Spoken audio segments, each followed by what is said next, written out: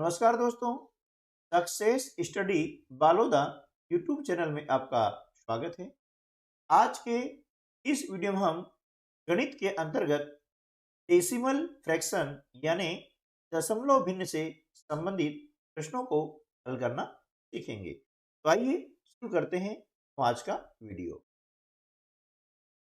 यह वीडियो किसी कक्षा विशेष के लिए न होकर के नवोदय विद्यालय, प्रवेश परीक्षा, पीएम यशस्वी एग्जाम, NMMS यानी national means cum merit scholarship selection exam, PSB, olympiad, सैनिक स्कूल प्रवेश परीक्षा सहित सभी प्रतियोगी परीक्षाओं के लिए महत्वपूर्ण है।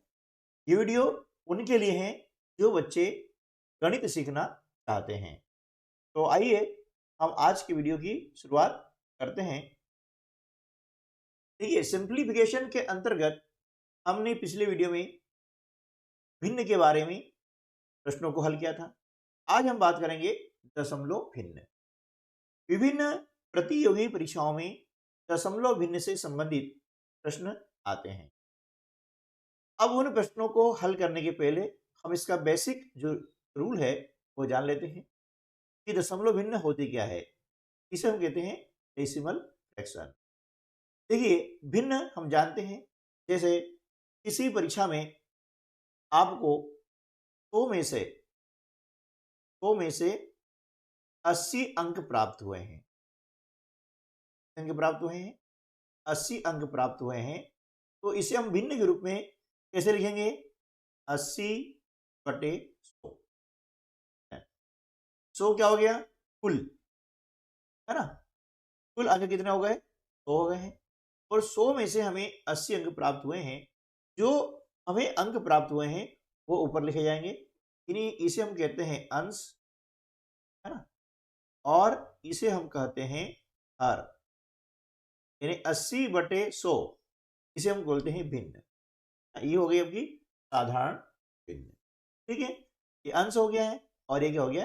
हर हो गया है। ठीक है। अब इसी प्रकार से मान लीजिए किसी मासिक टेस्ट में 5 में से 4 अंक प्राप्त हुए हैं, तो हम लिखेंगे 4/5, है ना। जितने अंक हमें प्राप्त हुए हैं वह ऊपर आ जाएगा, कुल अंक नीचे आ जाएंगे। ये होगी आपकी साधारण भिन्न। अब बात आती है दशमलव भिन्न की। प्रश्न आता है कि इस भिन्न को आपको दशमलव भिन्न में परिवर्तित करना है, यानी कन्वर्ट करना है। क्या करेंगे? अंश में हर का भाग लगाते हैं। यहाँ पर अंश कितना है? 4 है। ये 4 में हम क्या करते हैं? 5 का भाग लगाते हैं। ठीक है। अब देखते हैं कि 4 में 5 भाग नहीं आ रहा है, तो उसकी हम शून्य लगाते हैं। फिर यहाँ लगाते हैं दशमलव, और जैसे ही हमने दशमलव लगाया तो यहाँ पर एक शून्य हम उतार सकते हैं। एक बार में एक शून्य। अब 5, है ना, 5 का भाड़ा बोलेंगे 40 से अधिक नहीं हो, 1 हो। ये 40 में से 40 हमने घटा दिया, 0 आ गया। तो 4/5 का दशमलव भिन्न क्या हो गया? 0.8। ठीक है। एक उदाहरण लेते हैं कि मान लिया है कि एक बच्चा गणित में बहुत ही कमजोर है और उसके मासिक टेस्ट में पूर्णांक 8 थे। 8 में से उसने 1 अंक प्राप्त किया, तो उसे भिन्न के रूप में हम क्या लिखेंगे? 1/। अब इसे हमें दशमलव भिन्न में बदलना है, तो क्या करेंगे? 1 में 8 का भाग लगाते हैं। 1 में 8 का भाग लगाते हैं। ये चलिए, तो हम देखते हैं 1 में 8 का भाग कैसे लगाया जाता है। अब देखिए, 8 का भाग नहीं आ रहा है, तो हम शून्य लगा देते हैं।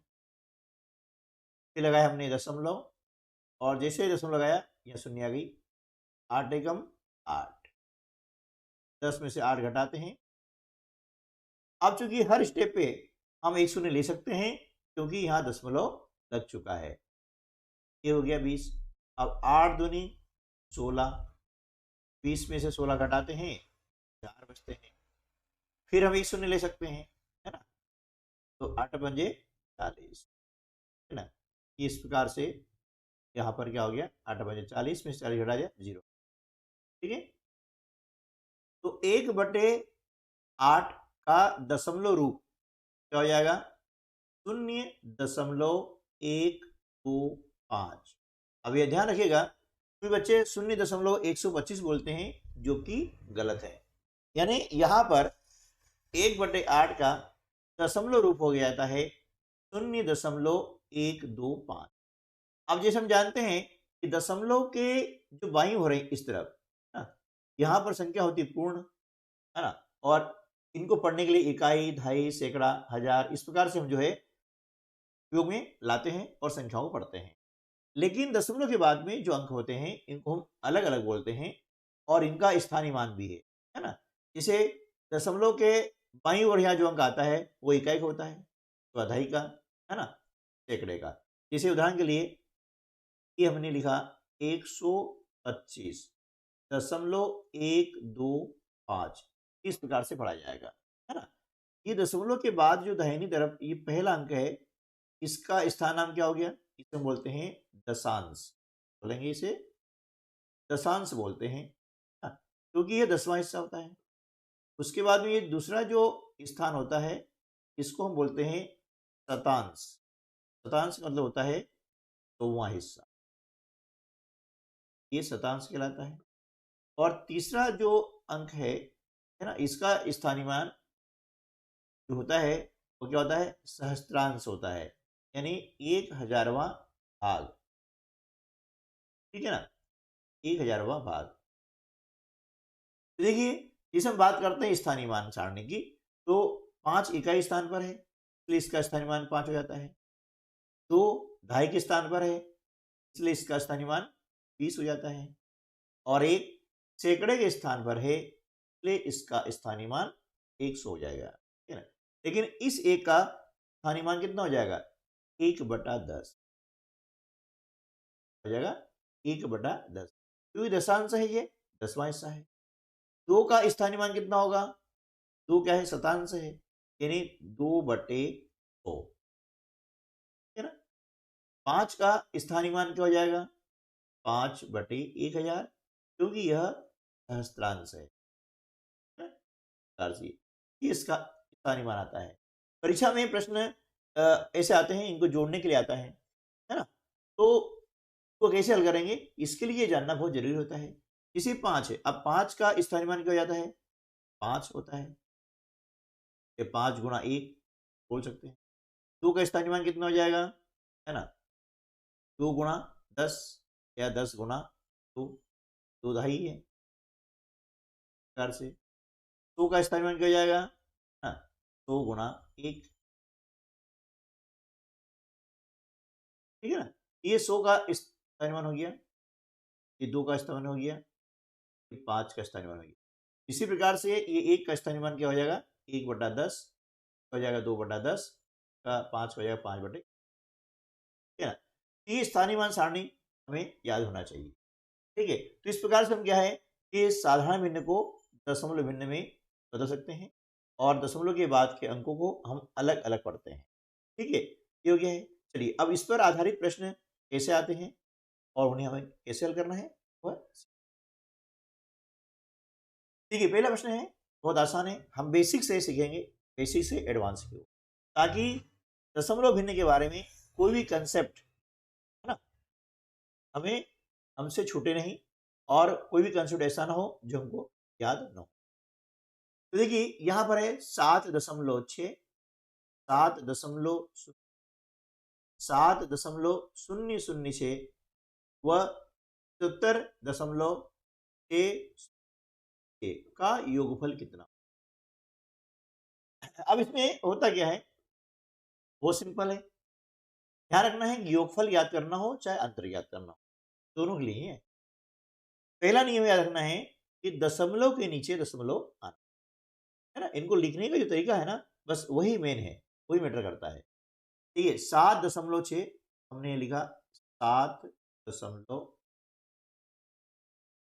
फिर 7.06, देखिए दशमलव नीचे हमने लिखा दशमलव, ये लिखा, और 7 यहाँ जाता है, 7.6 के नीचे, और 6 बाहर जा रहा है, ध्यान दो। और इसके ऊपर अंक खाली ना, यहाँ पर 0, ठीक है ना। फिर 7.006, तो हमने क्या कहा ये दशमलव नीचे दशमलव आना चाहिए ये। अब अंक जिधर भी जा रहा है दाएं बाएं आप लिख दीजिएगा। 7.0 एक के नीचे एक लिखना है। अब देख रहे हैं 6 के ऊपर कोई अंक नहीं है तो हम यहाँ पर शून्य लगा सकते हैं। ठीक है, उसके बाद में क्या आएगा 77.606। अब देखिए हमें ध्यान रखना है दशमलव नीचे दशमलव आ जाएगा। अब 77 इन्हें इस प्रकार से लिखेंगे, बाहर जा रहा है ध्यान दीजिए कोई दिक्कत नहीं है। अब 6 यहाँ लिखेंगे, हाँ 0 0 6 बाहर जा रहा है ध्यान दीजिए। अब इसके ऊपर कोई अंक नहीं है तो हम 0 लिख सकते। ठीक है, ये लिखना इनको महत्वपूर्ण है। इस प्रकार से लिख लिया। अब इनका हम योगफल याद करेंगे तो जोड़ देंगे। हाँ, अब 0 में 6 जोड़ते हैं, आता है 0 में 6 जोड़ा क्या आया, 0 में 6 जोड़ते हैं क्या आता है। अब 6 में 6 जोड़ते हैं तो 12, 12 के 2 तिल का 1। अब दशमलव है तो इसके नीचे दशमलव आ जाएगा। अब 1 और 7 8, 8 और 7 15, 15 और 7 22, 22 और 7 क्या होता है आ जाएगा। हासिल किए 2, 7 और 2। तो इस प्रकार से अब हमारा उत्तर क्या हो जाएगा 99.266। इस प्रकार से पढ़ेंगे, क्या पढ़ेंगे 99.266। ये हमारा योगफल हो जाएगा, है ना। तो ये ध्यान रखिएगा कि ये दशमलव नीचे दशमलव आना चाहिए, बाकी बाएं तरफ या दाएं तरफ जहां भी अंक जा रहा है वहां पर जाने दीजिए। ठीक है ना। चलिए अब क्वेश्चन नंबर 2, 0.0725 को सरलतम भिन्न के रूप में प्रकार से लिखे, है ना। देखिए अब ये है दशमलव लिखा हुआ है 0.0725। अब इसे लिखना है सरलतम भिन्न के रूप में। अब परीक्षा में जब ऑप्शन आते हैं तो अलग अलग ऑप्शन हो सकते हैं। क्या क्या ऑप्शन हो सकते हैं देखिए, ये होगी आपके दशमलव भिन्न। जब भी दशमलव भिन्न को साधारण भिन्न में बदलना हो तो क्या करेंगे, इसके बटे लाइन खींच के आप 1 लिख दीजिए। ठीक है ना। आप देखना ये है कि दशमलव के दाहिनी तरफ कितने अंक हैं, जितने अंक हैं उतने शून्य हम नीचे लगा देते हैं, है ना। 1 2 3 और 4 अंक हैं तो हमने 4 शून्य लगा दिए। ठीक है, अब जैसे हम 4 शून्य लगाते हैं ये दशमलव हट जाता है और संख्या क्या बन जाएगी 725। अब दशमलव हट गया ना, इसको हम बोल सकते हैं 725 बटे। ठीक है, ये इसका पहला रूप हो गया है। यदि ऑप्शन में ही आता है तो ठीक है ना, हम इसमें क्या है टिक लगा सकते हैं या सही विकल्प चयन कर सकते हैं। लेकिन क्या होता है कि प्रतियोगी परीक्षा जो होती है ना, तो उसमें इतना सरल नहीं आता है, उसमें थोड़ा सा घुमा दिया जाता है, बीच में स्टेप दूसरी ले ली जाती है। कैसे, आप देखिए पहली स्टेप हो गई, ये उतर आ सकता है, ये इतना आसान होगा नहीं। फिर क्या हुआ कि इससे जो है हम सरलतम भिन्न ज्ञात कर लेते हैं, काट लेते हैं। देखिए ये जो संख्या है 25 से कट रही है, 25 दूनी 50 और 25 नवे 200, 25 चौके 100 और ये यहाँ पर अब क्या हो जाता है 29/400। 25 से काट दिया हमने, 25 दूनी 50 22 कितने हो गए 225 हो गए। 25 नवे होता है तो ठीक है, 25 चौके रुपये 29/। अब ये विकल्प हो सकता है क्योंकि इस भिन्न का ये क्या हो गया सरलतम रूप है। आप सरलतम रूप भी कह सकते हैं, इसको मानक रूप भी कह सकते हैं, है ना। क्योंकि सरलतम रूप और मानक रूप वह रूप होता है इसमें कोई भी उभयनिष्ठ गुणनखंड नहीं होता। आप देख रहे हैं आप कि 29 और 400 में ऐसा कोई भी उभयनिष्ठ गुणनखंड नहीं है जिसके द्वारा दोनों संख्याओं को हम काट सके। ठीक है ना, ये इसका हो गया सरलतम रूप। अगला प्रश्न है दिया गया है कि 154 गुणा 18 बराबर 2772, तो 27.72 27.72 भागित 1.8 का मान क्या है। अब देखिए इस प्रकार से प्रश्न आते हैं, क्या आएगा 27.72। देखिए आपको दिया गया है 154 गुणित 18 बराबर 2700 आपको दिया। हमें क्या याद करना है कि 27.72 भागित 1.8 का मान याद।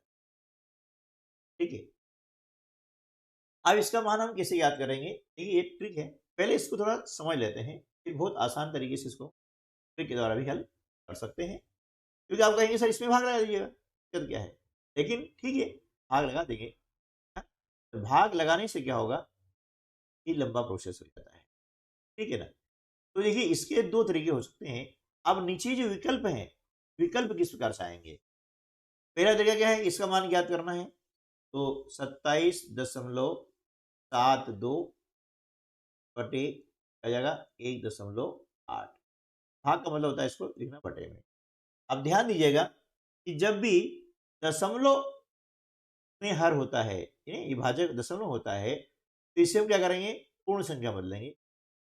दशमलव बाद में जितने अंक हैं उतने अंक छोड़ के दशमलव दाहिनी ओर चला जाता है। यानी यहाँ पर ये दशमलव जो है 7 और 2 के बीच में, तो संख्या हमारी क्या जाएगी 2772, क्या जाएगी 270.2 बटे 18, है ना, क्योंकि ये दशमलव यहाँ से यहाँ चला गया है, एक अंक छोड़। ठीक है, अब आसानी से हम इसमें भाग लगा सकते हैं, 270.2 बटे 18, है ना। इसको हम भाग लगा करके इसको हल कर सकते हैं।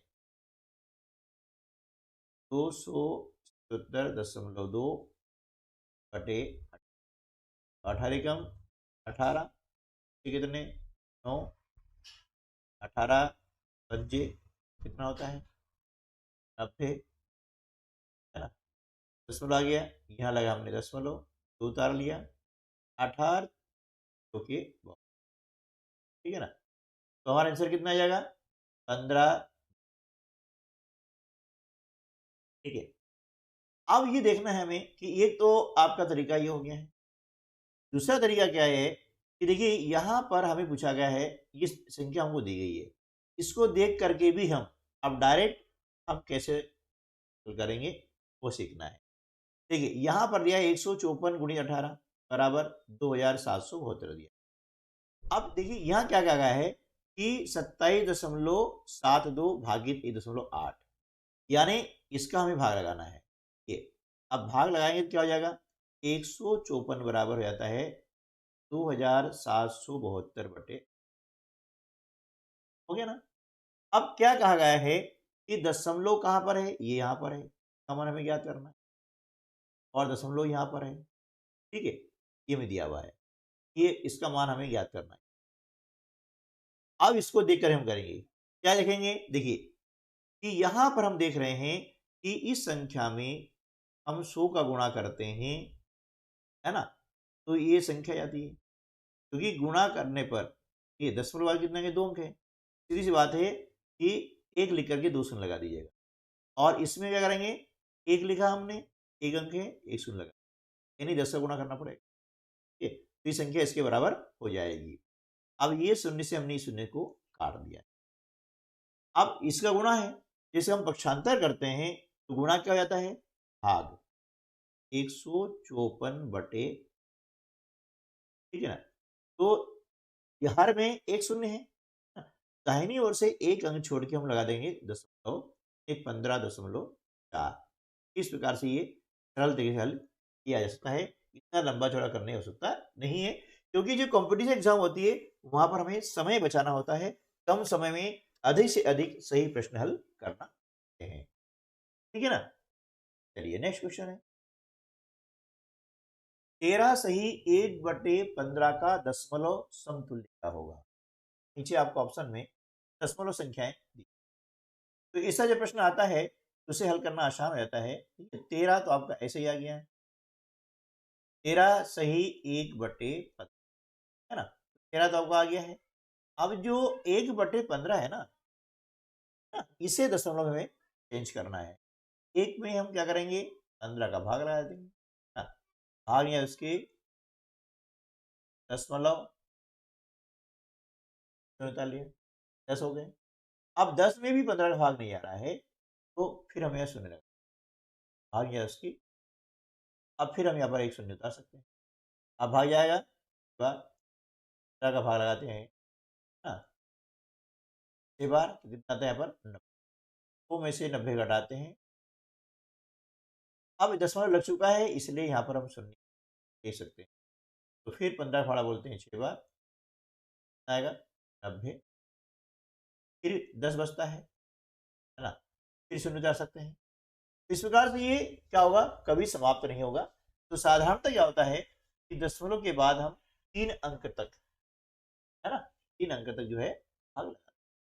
अब यहाँ क्या हो जाता है, यहाँ पर देखिए ये शून्य जो है यहाँ पर 13 में जुड़ेगा, तो 13 में शून्य जुड़ता कितना आता है, 13 आएगा। दशमलव यहाँ पर हम लगा देते हैं, है ना, और शून्य 6 ये 13 सही 1/15 का दशमलव समतुल्य हो जाएगा 13.1, और ये हमारा सही उत्तर होगा। अगला जो प्रश्न है 135.75 गुणा 0.01 का मान किसके बराबर होगा।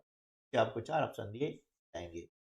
देखिए इसमें 135.75 गुणा 0.0, इसको हल करना बहुत आसान है ना, लेकिन उसका जो नियम है बस वही हमें पता होना चाहिए।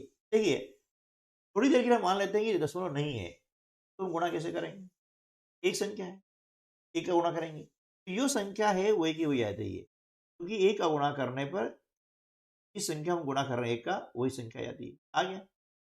अब सिर्फ हमें ध्यान रखना है यहाँ पर दशमलव का, ये देखना है ये कहलाता है गुण्य, ये कहलाता है गुणक। जिस संख्या में हम गुणा करते हैं वो गुण्य, जिस संख्या से गुणा किया जाता है उसे कहते हैं गुणक। तो गुण्य और गुणक दोनों में दशमलव के दाहिनी ओर हमें देखना है अंकों की संख्या, अंक है 1 2 3 और 4। तो क्या करेंगे, इस गुणनफल में दाहिनी ओर से 4 अंक छोड़ के दशमलव हम लगा देंगे। 1 2 3 और 4 अंक छोड़ा और दशमलव हमने, ये आपका क्या हो जाएगा, गुणनफल आ जाएगा, ये मान आ जाएगा, ठीक है ना।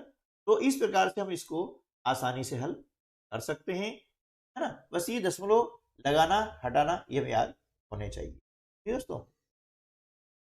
अब एक सवाल अब थोड़ा सा कर लेते हैं, अंतर वाला यानी घटाव वाला। जब आपको कहा जाता है उदाहरण के लिए कि 5 में से दिया जाता है 5 में से 1.025 घटाइए, या 5 ऋण 1.025 का मान क्या होगा, मान क्या होगा। अब यदि घटाव इस प्रकार से आता है इसे हम कैसे हल करें, ये कई समस्या, कई बच्चों की समस्या होती है। देखिए 5 क्या है, पूर्ण है, 5 क्या है, पूर्ण संख्या है, तो इसे हम इस प्रकार से लिख सकते हैं 5 दशमलव, अब ये कितने 3 अंक है ना, तो 3 शून्य लगा दीजिए, क्योंकि 5.000 और 5 इन दोनों का मतलब एक ही होता है, और इसमें से हम घटा देंगे 1.025। बस अब जैसे साधारण हम घटाते हैं उसी प्रकार इसको घटाना है ना। इस शून्य में से 5 नहीं घटेगा, उधार लेंगे 10, 10 में से 5 घटाए तो 5 बचे 9, फिर 2 घटाते हैं तो 7, 9 बचेगा, यहाँ आएगा दशमलव नीचे दशमलव, और 4 में से घटाएंगे तो 5 में से 1.025 घटाते हैं तो हमारा अंतर कितना आ जाएगा, 3.025 975। ठीक है दोस्तों, तो आज के वीडियो में बस इतना ही। अब इससे आगे के प्रश्न जो है हम अगले वीडियो में सीखने वाले हैं। तो मिलते हैं अगले वीडियो में, तब तक के लिए नमस्कार, जय हिंद।